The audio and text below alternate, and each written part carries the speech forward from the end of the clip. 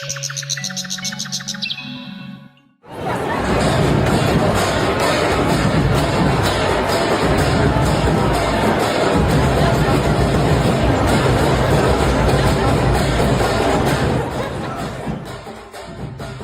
কিন্তু মহাপ্রসাদ না খেয়ে আমরা কেউ বাড়ি ফিরবো না। আমি তো 3বার লাইনে দাঁড়াবো আজ। কালু, আমার প্লেটটা কিন্তু আগে রেডি রাখিস। লোভ করলে কিন্তু প্রসাদ কমে যাবে।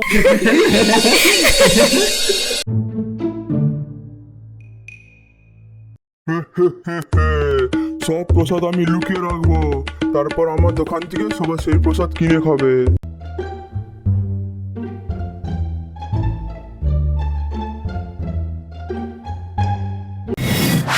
শোনো শোনো শোনো, মহাপ্রসাদের হাঁড়ি পাওয়া যাচ্ছে না।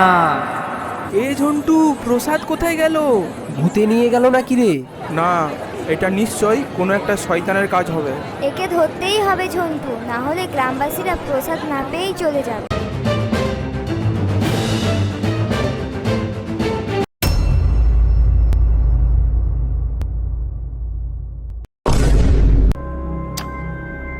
হে জগন্নাথ দেব, কিভাবে আমরা প্রসাদটা ফিরিয়ে আনবো, আমাদেরকে একটু পথ দেখাও।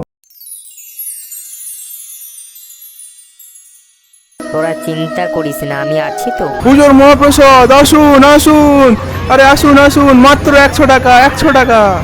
তাহলে কি প্রসাদ রানু কাকাই চুরি করেছে? তোরা চিন্তা করিস না, ওই পেটাকে আজ আমি মজা দেখাচ্ছি।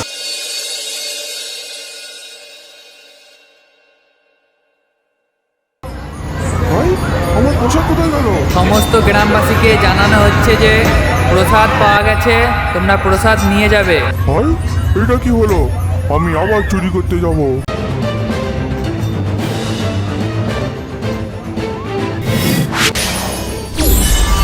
কি হলো কি হলো? আমি আগে এগোতে পারছি না কেন?